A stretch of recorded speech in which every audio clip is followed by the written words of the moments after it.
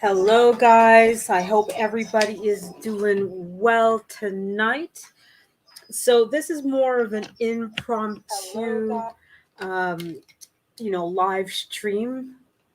So, I'm just going to do a little thing here. So, yeah, tonight's show. Thank you, Community Solutions Pro, for being here. Uh, so, yes, no stories tonight. Tonight's not the story night. That will be tomorrow. But today it's mostly just going to be me talking about Legally Blonde. It's more of an impromptu, live stream, which is why I don't have any panelists or anybody else here. But I'm glad that anybody and everybody is either going to be in the live, simply listening to me talk, or participate in whatever way possible. But again, thank you everybody for being here. So, the reason why I, wanted to talk about Legally Blonde is, a lot of the live streams that I've been listening to are a lot about, relationships and how women perceive them, how men perceive them, how sometimes we get things wrong, both as women, as men, as people in general. And I think Legally Blonde represents a lot of that. It has a lot of those, how women see the relationship and how that can lead to a certain amount of problems, how men see the relationship and how that can lead to a certain amount of other problems or issues.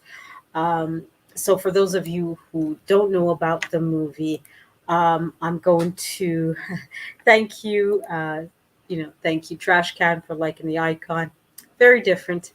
Um, but basically, the movie is about Elle Woods. Okay, so there are going to be a certain amount of spoilers, and no, I won't be showing any clips of the movies.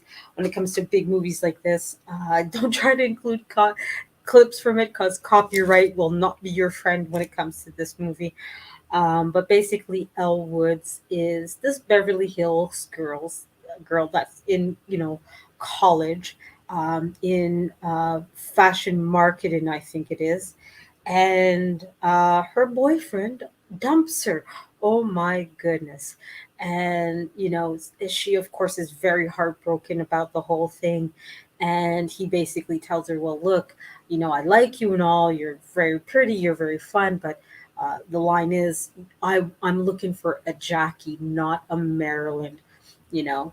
Um, and she, of course, goes to, cries and, is very upset about it. And, um, you know, wants to, of course, at one point win her boyfriend back, right? So she works her butt off to get into Harvard Law at Boston University. I'm sorry, Harvard University in Boston. And she gets in and does everything she can to win him back. And throughout the movie, you see her transforming and realizing that, wait, why am I here? Why am I doing all this? Is this really worth it? And at the end of the movie, she kind of reverses it. And yes, she definitely does love pink trash can waves. And by the end of the movie, she's like, you know what? Never mind the guy, screw him. I can do better without him. I can do better with a different guy in my life and do other things with my life. It's not always about the guy. Um, and again, there will be spoiler alerts in this movie, and I kind of, to me, it speaks a lot about relationships because throughout the movie, you see her being portrayed as this sort of ditzy blonde girl that's very, a very much of a airhead and like, trash can waves it. She loves pink. She's, basically, I think in one of the other scenes, she's like, hey, look, it's Malibu Barbie. Nobody takes her seriously. She doesn't even really seem to take herself seriously. But in reality, like to some degree she does. She has a 4.0 GPA. And even though her degree is in fashion marketing, it's not nothing to go into any degree and get a 4.0. And we tend to forget that. We tend to praise people who have a STEM degree and work hard at that. But if you're in college, especially if it's a top tier school, I forgot what university she was originally at, but if you're in a higher level school, it's not nothing to get a 4.0, even in fashion marketing, even in, philosophy or theology or whatever other degree. You still have to work to get that, that grade. But nobody takes her seriously. I think at one point in one of the scenes, she's shopping for clothes and the salesperson's like, oh, I just love a dumb blonde with daddy's credit card, meaning that, like, look, she can, and you see the salesperson rip off the ticket price, as in, like, oh, I can con this girl in paying more for this. And Elwood's just, reverses that and, like, hey, no, I know this is last season's, dress, and you can't fool me into paying for more. So yes, definitely community solutions. She definitely pays attention to the details. So even though she is more of this fun loving girl that's like about the parties and very happy go lucky, she has some degree of, she has some degree of, she takes herself, seriously in this, and that she wants to be, she does do everything to the best of her abilities. um, but even despite that, she's still looked at, as the dumb blonde, essentially, um, when she's trying to convince, everybody that, what, to get my boyfriend, I'm going to go to Harvard Law and win him back. There are very few people that actually support her. Even her parents are looking at her like, you're not, you're not that girl. You're not that person that's meant to, for Harvard Law. You're the fun loving person. You're not meant for that kind of life.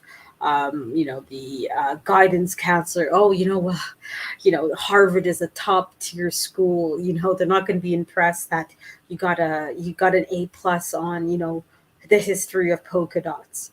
You know, um, but the other element that I love about this movie. I'm sorry, I'm just going to put up my volume here.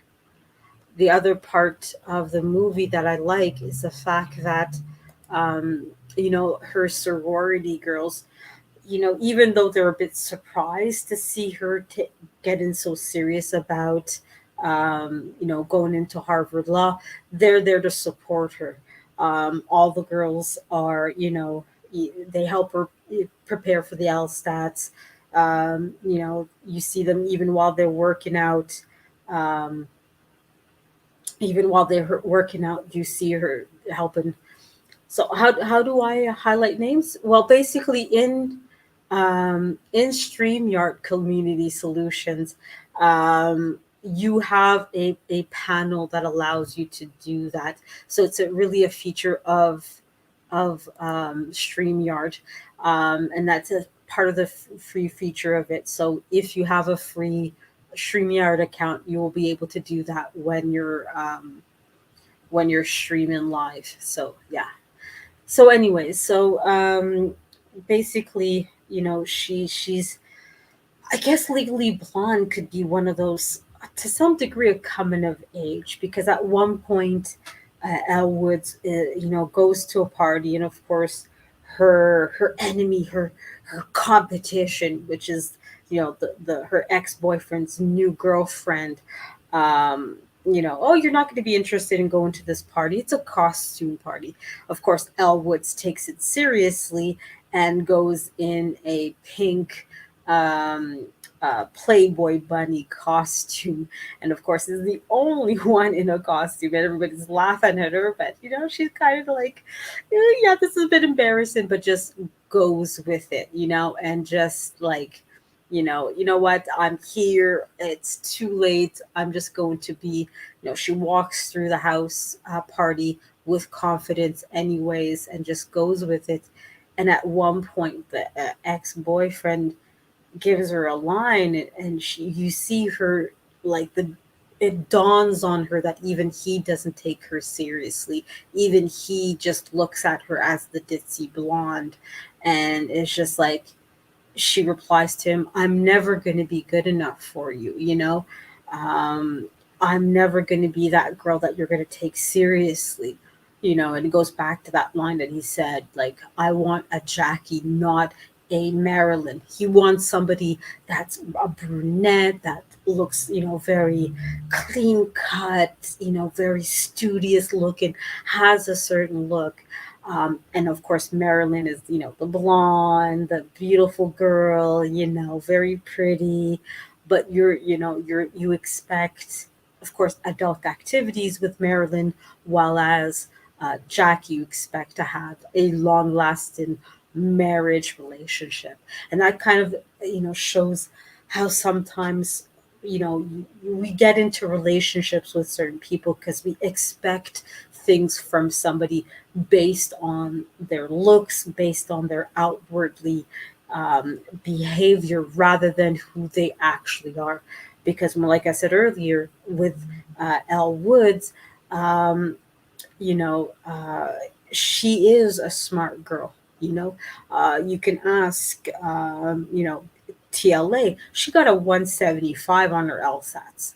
That's not. You know, I think I'd be lucky if I got a 10 on the LSATs, let alone a 175. A 175 on the LSATs is a very good grade.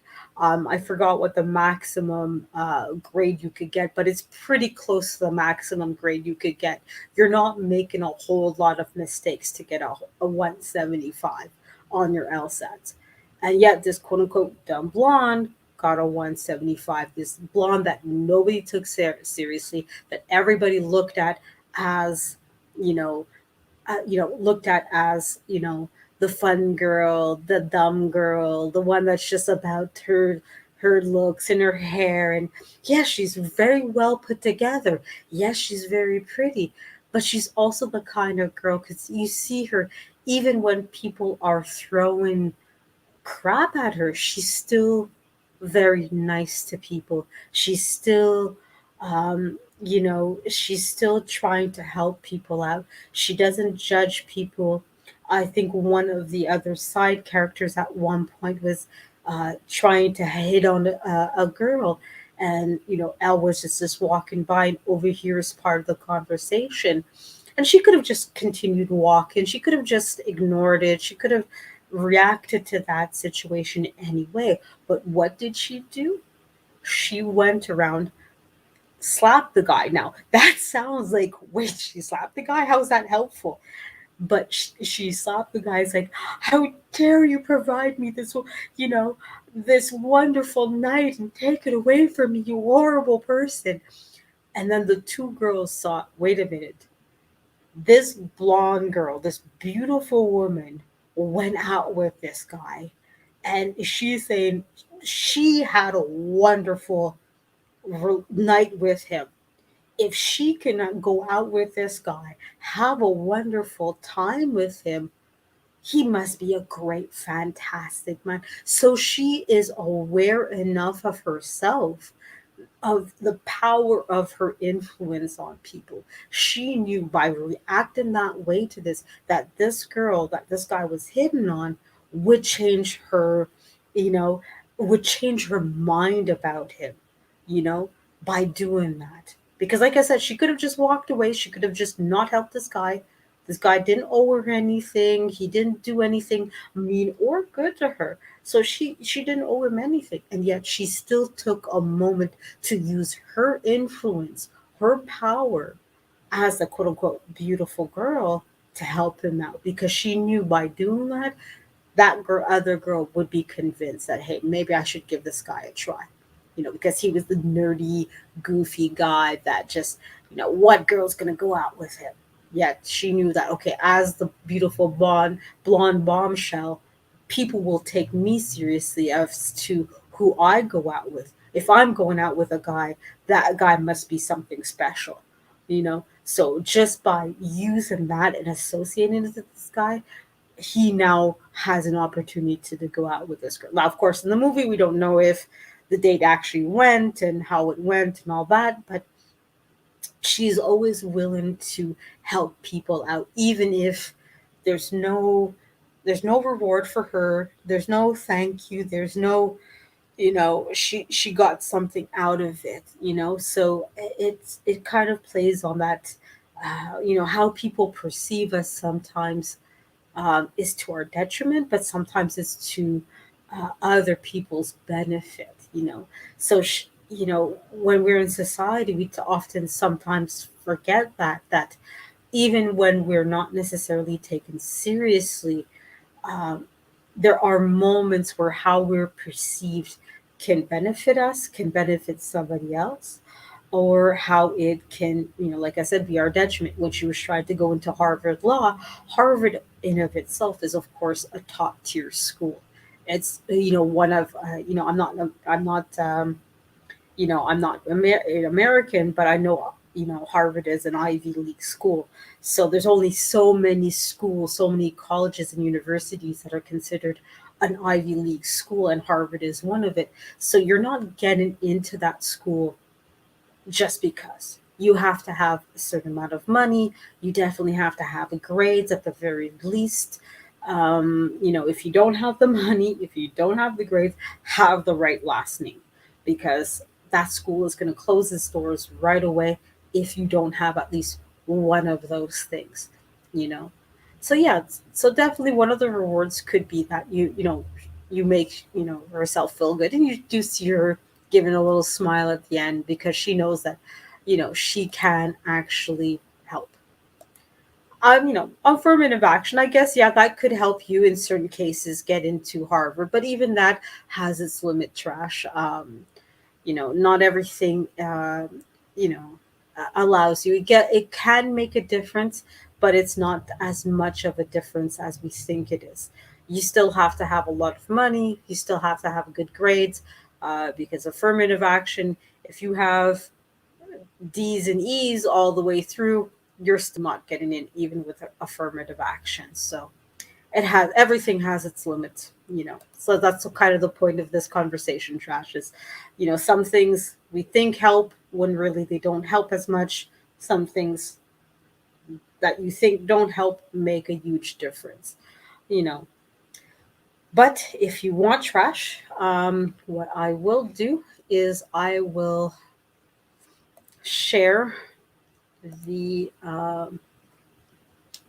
StreamYard link. So if you or Community Solutions Pro or anybody else that happens to be here, if either one of you guys want to come up and have a conversation with me, I don't plan on this stream being very long. I just wanted to sort of talk really quickly about how I think, Legally Blonde plays into the relationships, that, how it's symbolic about how we perceive relationships in general. So, anyways, but yeah, no, I definitely agree, Trust, that yeah, it can help people. It can definitely help. There's lots of things that help people get into universities when maybe they might not necessarily be able to. Oh, and we do have Community Solutions. I'm seeing you here. Hello, hello, community. How are you? I'm great. How are you? I'm good. I'm good. Thank you very much. So what are your thoughts so far? Actually, it's funny because I've watched Legally Blonde again. I think week before last, Excellent. and I watched the second one. I didn't like the second one as much, but yeah, I think that the board that accepted her into the university, Hmm. was it her volunteering? It's something she did. It was her overall, the difference, her being different, I think, is what caused them to want to give her a chance. Yeah. And that's what universities are looking at now. They're looking at your volunteering, they're looking at your overall, the big picture of you. Yeah, exactly, exactly. It's not just your grade anymore. It's not just your last name, although those things make a difference. But you're right. I think one of them said, "Oh, well, she does have, a fashion degree. We don't have many of those." You know, Yeah. yeah. So I mean, it's fun how like it's great that like you saw in that scene they're all older white men making a decision as to who's going to get into Harvard Law, which also speaks as to some of those decision people makes that like we hope that a diverse people, um letting diverse people come in, but in reality we don't know how that board of is made up. In this case it was all older white men. I think they all were portrayed as like late 40s, early Mhm. 60s kind of thing, and they were like looking at each other like, are we seriously letting this blonde fashion degree major come into this school? And they're like, well, there's nothing really saying no to this. She has a 4.0. She's got a 175 on her LSATs. Why wouldn't we let her in? So that Yeah. was, Yeah, well, it represents too. You want diversity in your college. You don't want all one kind of people, because it's college also represents difference in thought. mm, You for know what I sure. mean? And Yeah. she also brought different perspectives to her law classes and stuff, things that other people didn't see. And those little details were the things that she could turn a case with. That anybody else would have just they thought she was stupid. What do you worry about? What she the I think the girl, she washed her hair. Oh, she Mm, had just got a perm, but then she got in the shower. You got a perm, but you got in the shower. You yeah, just got a exactly. perm, you got in the shower. Everybody on jury, everybody, the judge looking like, get over it. But that's the thing that turned the case. Why are you getting in the shower? You just got a perm. Yeah, exactly. Oh, okay. So that's a hole in your story. See, so nobody would pick up on that, but she would, because she's that um girly girl with the hair and the nails and the designer things. She knows about all those things, and it just so happened that is a thing that helped her get through that case. Yeah, exactly. And I think another one was the pool guy as well, where he was pretending to be in a relationship with the defendant. Mhm. And of course, at the when he was drinking some water, he's like, hey, don't tap those last season Prada shoes. Just like, wait, how do you know about what guy knows about Prada shoes? Like, I'm a Mhm. girl, I don't even know about Prada shoes. Like, don't ask me about last season's. I don't know about last season's Prada shoes, but he knew. So she picked up on that as well. Like, hey, wait a minute, he must be pretending to be in a relationship, because again, what guy is going to know about Prada shoes?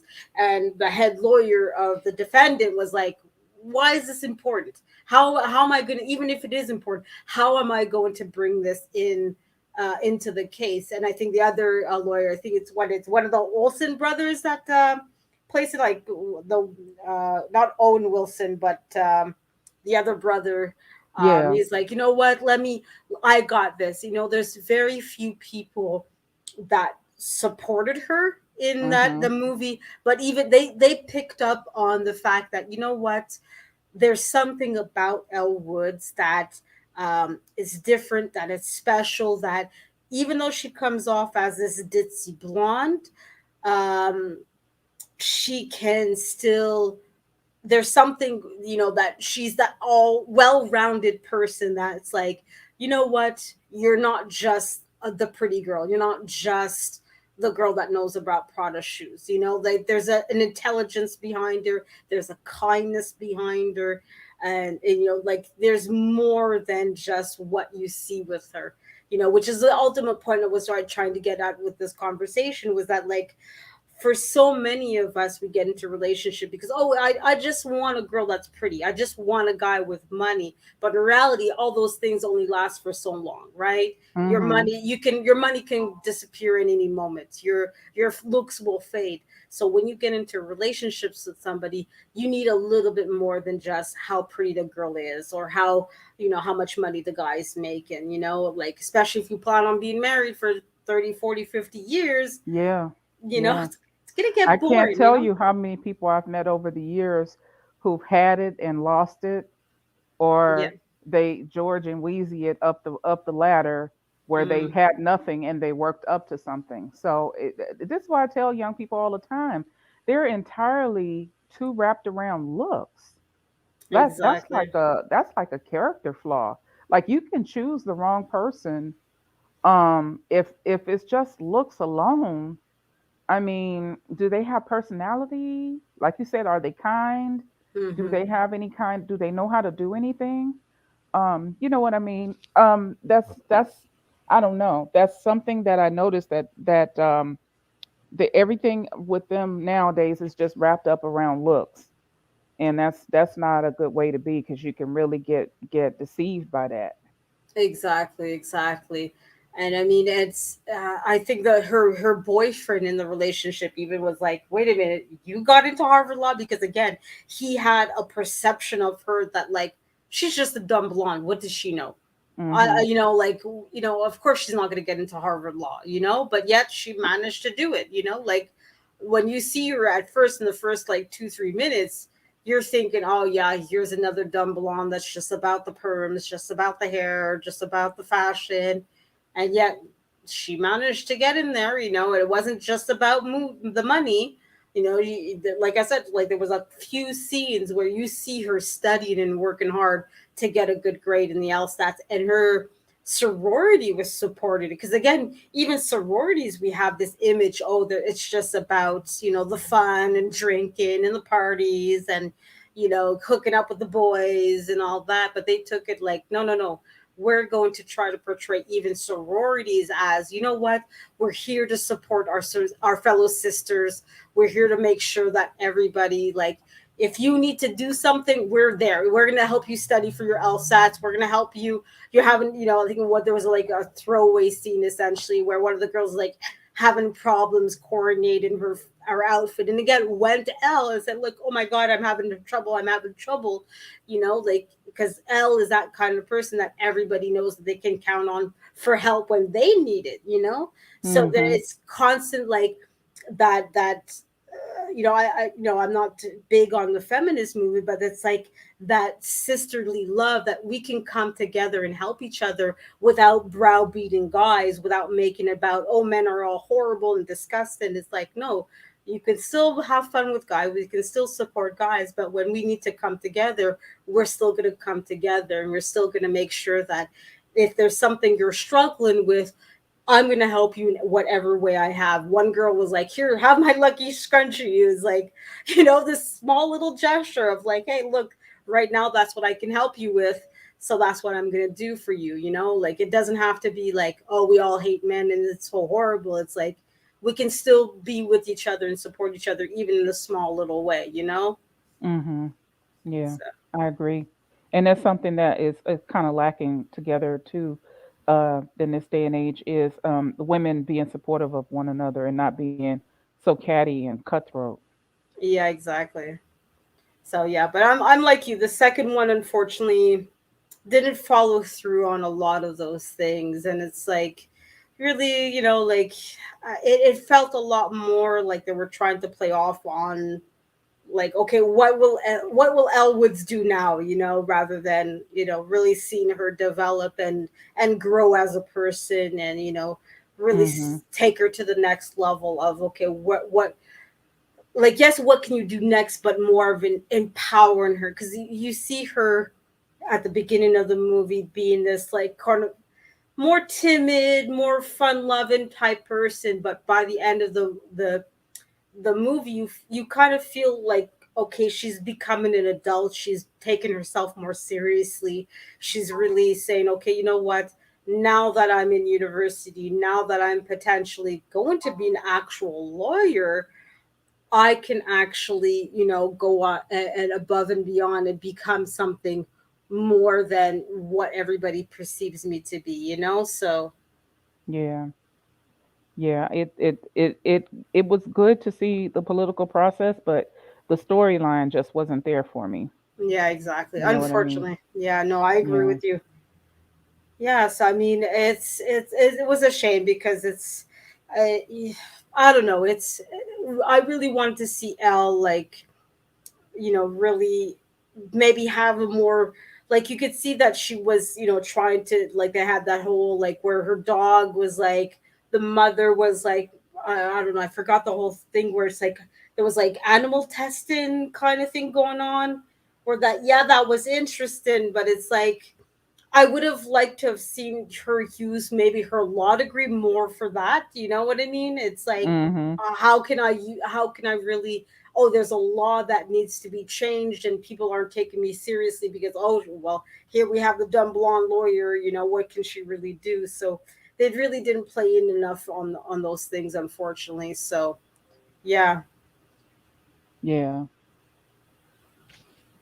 But yeah, I thought the first movie was really cute. It was yeah, like unexpected, like we had our preconceived notions when we looked at it, yeah, and exactly.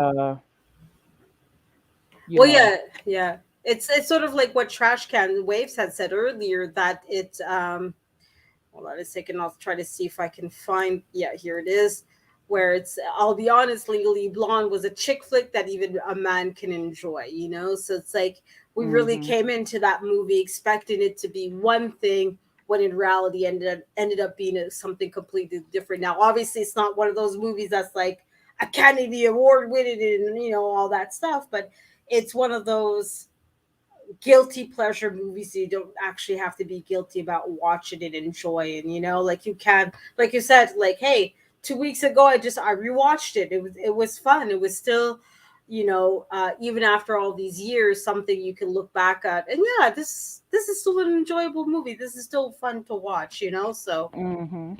yeah. So yeah, so I mean, I pretty much, like I said, I didn't plan on this stream to be very long or very, like involved. So I don't know if there's anything else that you feel like you need to say about the movie. I enjoyed it. Hmm. I thought it was unexpected. It had a great ending. Yeah, Like you said, it just made us look at the stereotype, how we stereotype people and categorize people into certain categories, and not give people a chance because we think when she was more on the artistic side, which is why she was in fashion school, yeah, but she actually had a lot of analytical capabilities too. exactly. So she was resourceful. The second one, she got all her girls together. Everybody's rallying around to get this bill passed, and they did a great job uh, of rallying together to get what they wanted from their political process. Yeah, So she's not just uh, name brand label, designer labels, and superficial. So exactly. yeah. Exactly. Yeah, she definitely comes off as that kind of girl that, yes, she it's obvious that she's of upper class 1% family, but the Mhm. kind of girl that would give a homeless person the shirt off her back if she knew it could help him. She would definitely hire the person that needed the job simply because she needed it, like she has no problems being kind and helpful and genuinely sincerely help somebody else in whatever way she can, so yeah, no, it was all honestly a very underappreciated movie, and it doesn't get its due credit, unfortunately. So yeah. Yeah. Yeah. Yeah. Actually, yeah, I think it did pretty well at the box. It was like I don't know if it got any awards, but it was like a pretty popular movie. Yeah, yeah, thankfully. Mhm. And I mean, it's one of those movies that did well in the box office, but I think afterwards people kind of just forgot about it to a certain degree as well. And Mhm. especially since the second one didn't do as well and wasn't as well received. I think people kind of just left it alone. And but like you, it's one of those movies every once in a while it'll pop up in your brain. It's like, hey, I haven't seen Legally Blonde in a while. Let me go watch it again. Because Netflix have it. Let me go see if I can watch it on that. You know what I mean? And it's one of those movies that you definitely want to go back to because again, and that's what makes a good movie is that the themes of the movies can still be applicable regardless of like whether it's today, whether it was 5 years ago, whether it's 10 years in the future. And, 20 years from now we can still talk about people's false perceptions of relationships. We can still Mhm. talk about how, well, if you're blonde and pretty, people will think of you one way, but if you're brunette and pretty, you think people will think of you in a different way. Like perception is still something that will always be talked about, and it's one of those movies that doesn't come off as, okay, it's going to talk about some of those important life lessons. It just comes off as, this chick flick, like Trash Can Waves had said, that just, out there to have fun. And okay, it has a cute little message at the end, but okay, we'll, for 90 minutes, we'll talk about girl things. And after that, well, whatever, forget about it. So it's still fun to have these kinds of movies around. So, yeah. Yeah. Yeah, it is. Mhm. So, yeah. What do you plan on doing tomorrow night at 9:30? Um, I didn't have any special plans. Here alone right now, so it's quiet. But That's good. I That's I just couldn't think of a way to get off my lazy butt and give put some phone calls in to go ahead and start getting some videos while it's quiet around here. No, it's definitely tough. But if you have some free time tomorrow, I will be doing, of course, my storytelling show tomorrow night at 9:30. You're more than welcome to come. So are you, Trash Can Waves, and I'm uploading a little storytelling video to promote it. So that's pretty much it for my live stream. I don't know if you have anything else to say or No, we'll see you. I actually, when I logged in, I thought today was a storytelling day. That's why I was yeah. like, I don't have any stories, but I'm here for support. That's good. That's good. Yeah, it is tomorrow, Yeah. so you still have a good 24 hours to prepare yourself. So yeah, so I'll see you tomorrow then. I'm gonna put up my little promo for tomorrow's episode. So I hope to see you tomorrow, Community Solution, in whatever capacity. Even if you don't come up with a story, and if all you do is vote, because we will be voting on. The best stories. There will be prizes for the first, second, and third place best stories. So that'll be my work for tonight, is getting that all together and the polls and everything else. But what kind of videos are you working for your own channel? Have you any ideas? Yeah, I want to do a video each for each with each person Mm-hmm. where we discuss solutions that they want to see in their community. They some things, some problems in their communities, and possible solutions. And I'd like to do each person separately, Okay, cool. and then just maybe just have a panel at the end. And I was trying to hold off until I got back home, where I'll be in my home office and it's quiet, and I Mm. don't have the interruptions of family members. But I may try and start something tomorrow. I may just start um,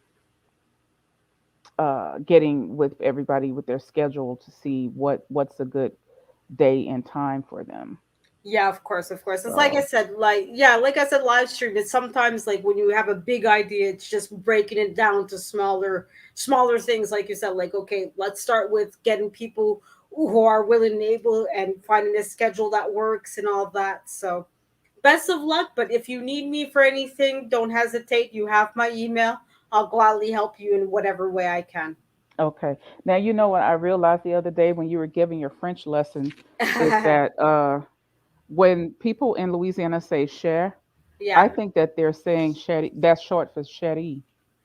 It can be, but it is its own separate word, because chérie is more, um, it's more dear. Uh huh. Um, uh, I guess they could come out, but it's more the context in which the word So is used. they say it as a term of endearment. So what Yeah, would share mean? Share. Shag, it's often used in a love letter. So I would go Masha. It would be my dear. I love you so much. While as chérie, it's like, oh, she's my little darling. So yeah, that Okay. would be more the distinction. Chérie is more like my darling, Mm-hmm. and cher is my dear. So it's kind of the same word, but not quite the same connotation. And you can say mon cher, which is what I would say to a guy. Mon is a male, Mhm. So it's because in obviously in English you don't have gendered as much, but in Mhm. French pretty much everything is gendered, Mhm. so Same thing in Spanish. yeah, And male is exactly, zero, male is O, and female is A. Uh, exactly, but I think that they, when people say it, like when it's an endearment in Louisiana, they say it to male or female. So I thought that maybe they shortened it because the Louisiana mm, has a heavy Cajun yeah, descendants from Nova Scotia, Canada. So I say, oh, I wonder if Cherie is a if Che is short for Cherie. yeah, Like they just broke it shorten. off. Yeah, no, Mhm. exactly. Yeah, but no, both words exist, and it's I can't tell you the etymology of the two words, but there's definitely a relation. And like I said, chérie is more the equivalent of darling, Mhm. and cher is more the equivalent of dear, essentially. So yeah, Oh, okay. yeah, Well, yeah, that's that's good to enough. know. Yeah, exactly. And like you, that's another series that I wanna Yeah. start as well. Like me teaching you guys French, but I have like Mhm. two or three series that are like, and that's kind of what I also wanted to do this tonight, is to continue that movie theory series that I have, and really to make it a regular thing, because I know with both TLA and Al Guapo from Beautiful Lies, they say, look, be consistent in your videos, right? Like Mhm. show that you're, every Sunday at 8 p.m. people can expect that I'm going to be here talking about movies, So even Oh, if it's, yeah. hopefully I'll make that pattern, and hopefully people get in that habit of expecting it. Mhm. But we'll see. Hopefully, Yeah, yeah. Um, Well, my new job will be flexible, like I'll make my own schedule. yeah, So I'll exactly. be able to make a schedule, but I may need to go to California for a little while to check on my mom. Yeah, So, but in any case, I'll be able to make a schedule. It will just, you know, um I'm just trying to make my channel uniform and niche it down, like everybody said, because I yeah. want to do book reviews and stuff like that, Hmm. and movie reviews as well. But they say no, niche it down. So I'd have to create another channel. But I got some ideas. But I wanted to ask you, will you be doing anything on about art? Because you seem like you're really into art. I probably will, and that was a first attempt, because you two, I want to niche it down, but I was seeing that my art videos weren't really getting picked up. So that would Oh. be my advice as well. It's like yes, it's important to niche it down, but if you see that what you're attempting isn't being picked up, Mhm. then it's probably better to just abandon it. So I probably will continue. Like I do have a video that I want to put up where basically I'm trying to review my, the artwork that I see at my museum visits. Because I am an amateur photographer and I do take a lot of photos. So, but that's kind of be one of those videos I'll probably put in the back burner, where I'll probably have it like something like once a month, where I'm gonna have, hey, I saw this particular painting at this museum and this is my thoughts of it, but it won't be my main focus. And like you, I'll probably, because I do technically have a second channel, I'll probably put that on my other channel at some point as well. Because that's what I see a lot of other successful YouTubers do, is like, yeah, they'll start off with one thing. And once they see that, okay, something else is picking up, like I see that my movie reviews are getting a lot of traction, are getting a lot of views. So I'll probably, for me, focus on that, and then everything Mhm. else I'll eventually put it on my other channel, and really be sure that, okay, if people really are coming here to see me talk about movies, great. That's what I have no problem talking about that. Yeah, yeah. Cause like So Belly Sarian, she does the true crime. She started off with cooking videos and she didn't know what she was doing. Now she's got I think over a million followers. She got all kind of endorsement deals. So yeah, yeah, you just have to kind of find that fit yeah. and just go with the train, run away with the train, you know? Exactly, exactly. Because it's as much as I would love to talk about certain things, if that's what people aren't really coming to me for, then I don't want to feel like I'm talking to a wall either. You know Yeah, what I mean? that's So true. it's like, and I think a lot of people, I guess, they do that, where the videos that you really want to talk about, but you're seeing that isn't just, it's not getting the traction that you want. have a second channel, have a third channel, you have Mhm. 20 channels, you know what I mean? You can Mhm. create it and put those on those movies so that, yes, it's topics that you really want to talk about. You can still talk about them. There's nothing wrong with it, but not, like make your main channel. Okay, you guys want to hear me talk about movies? Not a problem. Most of my videos on this channel will be about movies. And then everything else, I'll put it on a channel that's going to be dedicated to my art or to my French or to my whatever it is. But again, like sometimes you might have to publish 2 3 videos about movie reviews, 2 3 videos about book reviews, 2 3, like you might have to Mhm. do a little bit of everything and then Yeah. see what gets picked up, and then like I said, be willing to move your videos to the other channels if ever. Okay, that didn't really work, let me do this instead. So Mhm. yeah. Okay. It's the game of YouTube. A lot of times, you have to learn to be willing to adapt and change things, and go where the market wants you to go. Sometimes too, Yeah. So And yeah. another thing too is Hmm. if the algorithm, because a lot of people are interested in art, but I'm just wondering if the algorithm doesn't pick you up, because some people videos are sent to me. I'm not even into that subject, but just because they have so many views, Mm, they are put into people's view. yeah, But when we're small like us starting out, we haven't really picked up yeah, the thing to get in the algorithm. But a lot of people are I know I'm interested in it. I love art. yeah, I go to art shows and stuff like that, and when they're having any kind of exhibits and stuff like that. yeah, exactly. So Yeah, that could be a factor too, and that's kind of why, ironically, to some degree, I have to, like I said before, like I see that my movie review videos are doing very well, so mhm. I might have to for now focus.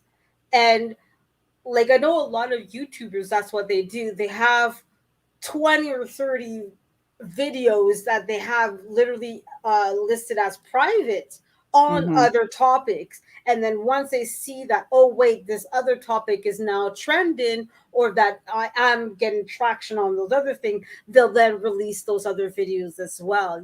So, like, Mhm. don't be afraid to have like 20 videos about book reviews that, oh, now all of a sudden people are talking about books.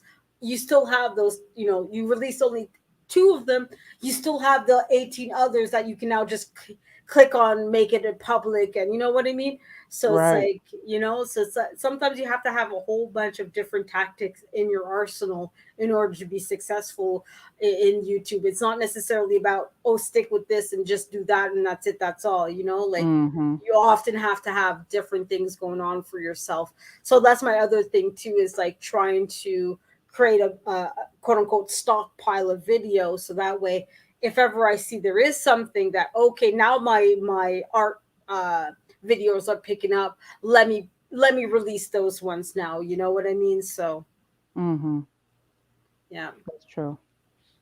Well, okay. So we'll see you tomorrow then. Yeah, tomorrow. Thank you for being up here with me, and thank Of you course. for supporting me, and like I said, in whatever way you can. No problem. Have a good night. You too. Bye bye. Thank you. Bye. So thank you guys for being here with me. I'm going to show this little tiny promo for tomorrow's storytelling competition. So it's tomorrow at 9:30 p.m. Eastern Standard Time. You're all welcome to participate in whatever way you want to, either by being on the panel with a story, either a story that you read, a story that you act out, or a video. Either way, no more than 5 minutes. Okay. And like I said, there will be prizes for first, second, and third place that you guys will be voting on. And, I will be sending those prizes out. So we're going to do a little promo, little shameless YouTube promo here.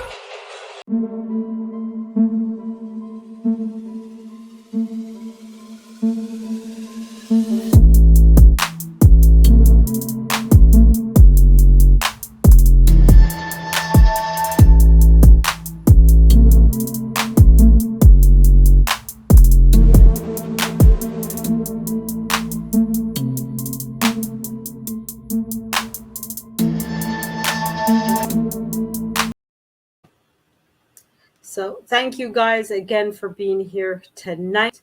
Have a great night. Sleep tight. Don't let the ghosts and ghouls bite.